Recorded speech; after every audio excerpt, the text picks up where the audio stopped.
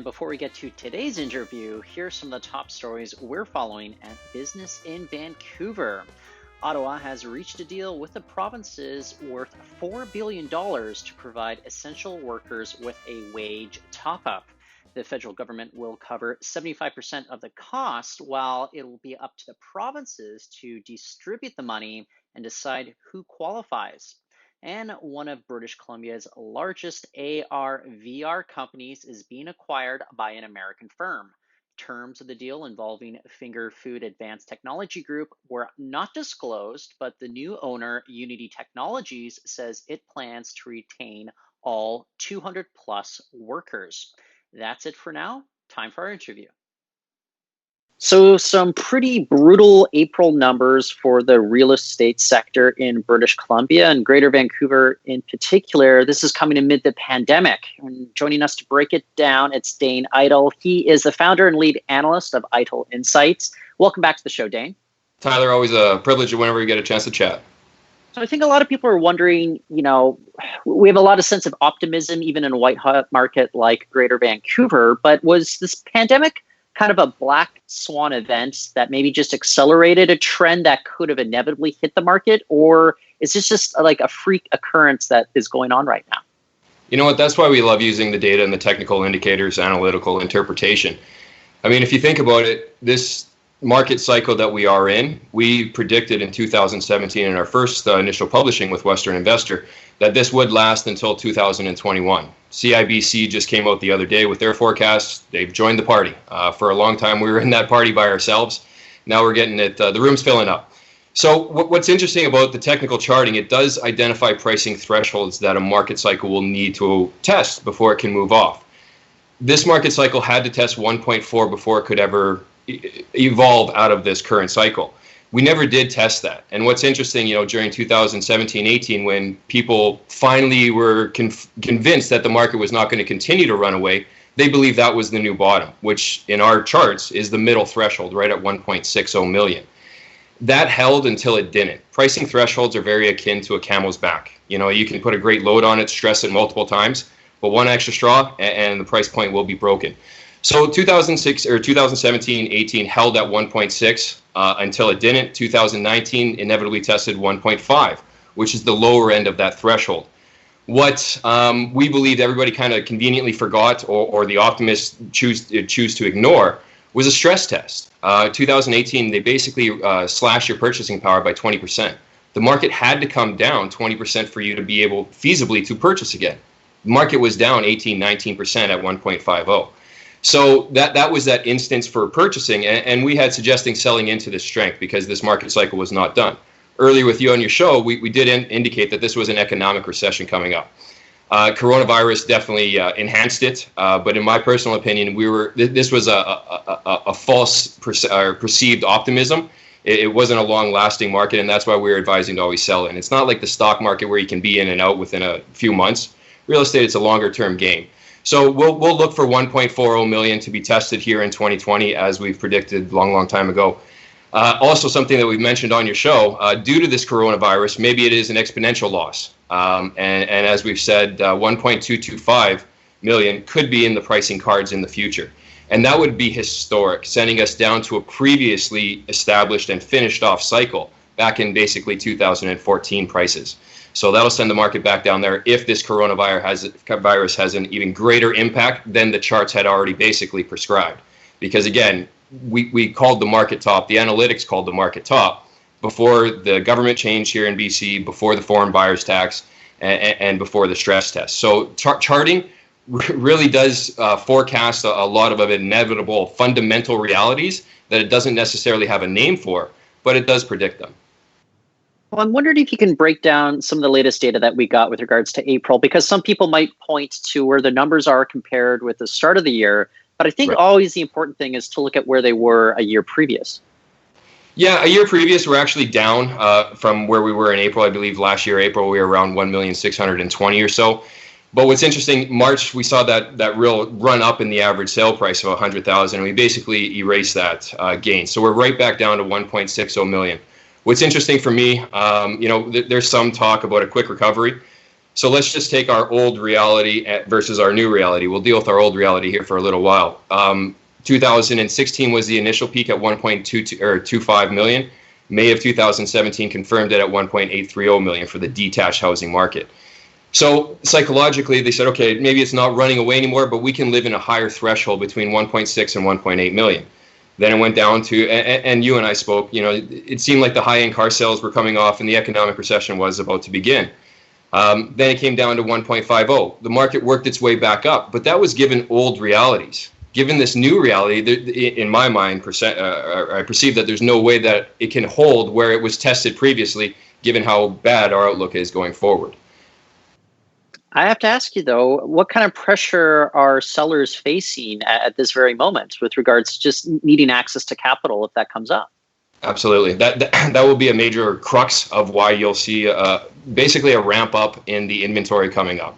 Right now, we're still dealing with the social distancing that's going to be relinquished here in the next week or two to a certain degree. And you'll see the inventory start to come up. What's interesting, as you correctly point out, there is a need for capital. So if you were an investor in the stock market the last 2 years, you basically got zero gains. You're negative from the overall market. So you say, okay, I can work my way out of this. I'll pick up extra shifts. Well, the shop or the store is closed. You literally can't even work your way out of this. So the national government gives you $2,000. Well, in Greater Vancouver, that's just enough money to keep going broke. That's no money to live here. So you will be forced to sell your assets, the cars, the condos, the houses, and that will be an inevitable reality. Not to mention 2016, again, was that initial peak. In 2021, not too far distance, January, February, March, they're going to be dealing with their 5-year mortgage renewals. If your average purchase price was at 1.825 million, and let's say that we're correct, which we have been so far, and it's down at 1.40 roughly, that'll be a difficult conversation. That's 23% down and $430,000 of equity out of the property. Now, it would not be fun if I didn't ask you to bring out some sort of crystal ball and make some sort of forecast. But I mean, sure. How long do you anticipate potentially we could be facing a market kind of like this? And have we even reached the bottom at this point?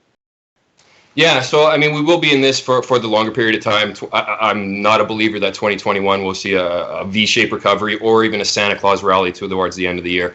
I mean, if you believe that there's a second wave of this coming during the next flu season, that's going to hurt the market as well. Even if it doesn't, I think there's a new normal. I think you'll always see kind of people walking around with masks, maybe the elderly people not going out and shopping as often, and it'll just be a change in the world, at least for the next few years. None of which is a positive for sellers, all of which is a positive for buyers. And you, again, will see that need for capital, as you correctly pointed out, which will cause that imbalance between the supply-demand factors, which had started to favor the sellers in 2019, just due to that 2-year pent-up demand that the government said, hang on, you can't purchase, we're going to erode 20% of your power. When prices go down, you can purchase again. So, and again, as we pointed out with you before, once that kind of buoy is gone from the market because they've already purchased, there's no investors, there's nobody else stepping into that market to replace that demand. So now you'll just see an increase in supply, and prices will inevitably fall when you see that competition amongst sellers. So what do you make then of what the Bank of Canada's decision to do to cut the overnight rate? Is that just not going to be enough to spark enough capital needed to get into the market? I don't believe so. I mean, that's honestly, if you have money, it's great that you can get cheap money now. But if you're struggling, the cheap money isn't even accessible to you, and that's kind of that misnomer, maybe, with the government trying to help you out. The government's giving you $2,000, but now all we're hearing is reports of people getting fined $850 for being out of their houses, right? So they give with one hand and maybe they take with the other. That's just maybe a personal belief, but it's not the overnight change in interest rates will not be enough to mitigate a 23% loss of your overall equity from 2016 till 2021. If I'm a buyer right now, I don't know, is this month the time to start looking? Should I be holding off until, I don't know, maybe the economy fully absorbs the shock of all this? And that could be maybe a few months from now. It's just hard to tell. I don't know. What's your take? Yeah, that's exactly what Eitel Insights offers. I mean, with our charting, we do offer you timing of the market, just as we were prescribing in 2017, saying, hey, this is the upper threshold. We actually do offer technical charting for the individual areas, Coquitlam, North Vancouver's, and on and on. What we offer to the public is the Greater Vancouver chart. The Greater Vancouver chart is very much in the middle. It's only down 13% from the peak. And again, we have a guaranteed, in our opinion, test of 1.4 coming up. So that's an additional 10% from where we are currently, with a possibility of it going even lower than that. So on an overall basis, there's no impetus or no rush for you to go out and purchase. Another interesting thing that's not really reported all that often is because the board gives out the data. The sales data that just came out in April was historically low. I mean, we're talking decades low. And it was actually 393 sales in the month of April. Now, what's interesting about the sales, those are recorded from land titles. They're not actually accepted offers. The accepted offers in the given month is how we get our average sale price. The total number of sales is from land titles. So in reality, those are from 2 or 3 months ago, which kind of shows an interesting sign that maybe the market was falling off on its own volition and this coronavirus was an extra kick. And what goes even more negative towards the future is April's accepted offers were just over 200, coming from 700 in March, 800 in February, and 600 in January. So the outlook, not positive. Yeah, one of the things that we've brought up on the show before, though, is just the HPI. And I'm wondering if you can speak to what's going on there right now compared with, the other reality? data that you have. Yeah, with reality. Okay. We'll try to make this fairly concrete and evidential as best we can. So the real estate board has chosen to live and die by their HPI. The HPI is the house pricing index. Now they offer the average sale price. That's how I get it. It's from the real estate board. But they've chosen to quote the HPI. The HPI inevitably lags the actual average sale price, which is what's currently going on in the market. They try to make it look like the market's always lukewarm, when sometimes in reality it's hot, other times it's cold. So just to kind of say for a prediction or an indicating price point, the HPI during 2008 didn't peak until August of 2008. The average price peaked in February. So you're behind the market. You don't have a chance to time it correctly when you're using a lagging indicator. And that's a bad example. I'll give you the worst example that we could come up with, which was the 2011 to 2014 market cycle. During May of 2011, the average sale price initially peaked. The HPI didn't peak until April of 2012, a full year later. Not only that, but when the HPI was peaking, the average sale price was bottoming. So the HPI, the board was telling you the market's hot. In reality, it was literally cold. So, you will continually time the market wrong if you follow the HPI advice. One other interesting thing about HPI. Got to be wary about this sort of stuff. I think that's what we need to emphasize, right? Absolutely. But continue. Yeah, and what's interesting, during a good month, when we'll report, hey, like during March, the average sale price was up 100,000. First time it tested 1.709 million in years, and we were saying sell into this perceived strength. Well, the board could not quote the HPI because it's lagging, so it didn't show a positive indicator. They'll say, hey, sales are up, but they can't actually use their own price point. Another media friend of mine said, well, this seems to differ from yours. I said, that's because they're using the HPI. What's interesting is they have the data. They just choose to ignore it. And they said, well, they say that it closely follows the average price. Well, why would you use something that closely follows it rather than something that actually is? So, it's interesting how they choose to disseminate their data. And probably in their defense, I mean, at the beginning of the year, they did tout, or they adopted 11% increase for the 2020 market, and that's obviously not coming to fruition. So maybe they just need a little bit of time to get their spin correct. Maybe as we wrap up here, one of the things that I always like asking you about, though, is just condos. And I'm wondering if you have any thoughts on the trajectory of condo market versus the trajectory of the detached market that we've been talking about most of our conversation. Yeah, the condo market, I mean, our article coming up is going to be titled Sell in May and Go Away. And we don't mean go away for the summer months like the stock market alludes to. We mean for years. You can sell your condo property, take a long-term vacation, use the money that you used to sell, come back and buy a condo, and it'll probably be about the same price even if you spent $100,000 on your vacation. So right now, condo prices are at $661. They erased again March gains, which brought the market up to $699. Again, testing the upper threshold, and now we're subsequently back down to the middle threshold.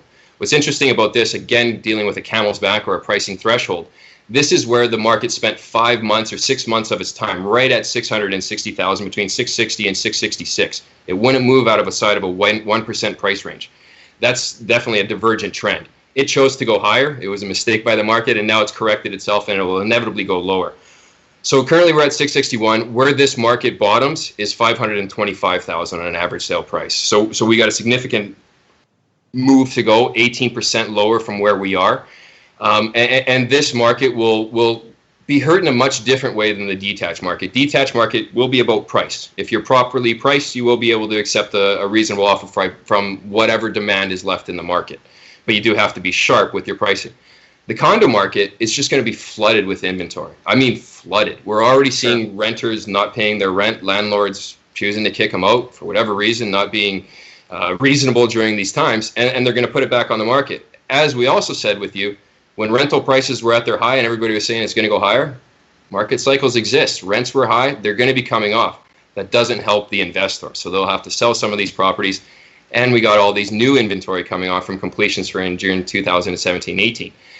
So that'll flood the market with brand new inventory. Dealing with this insurance issue that we have in the condo market, it'll be a natural bias to purchase brand new properties because you won't have to deal with these insurance issues as often because you have a 10-year warranty. So that'll diminish the resale values of an older building. So you'll have to drastically, and I mean drastically, cut your price just to get any attention. Once this market fleshes itself out, we're predicting 2021 to be its technical bottom and 2022 to be continually low, much like what we're saying for the detached market. Detached market, we're expecting a test of 1.40 million in 2020, and in 2021 we'll see hopefully some stabilization. If not, then we'll probably be going lower into that next echelon, lower at 1.225. But the condo market, it will really see kind of a tale of two stories. You'll have that resale side that'll just be crippled for a while until the market starts to bottom. And then you'll look at it and go, you know what? Why would I want this new property that was new and now is 2 years old and nobody's been able to purchase it? So what's up with that?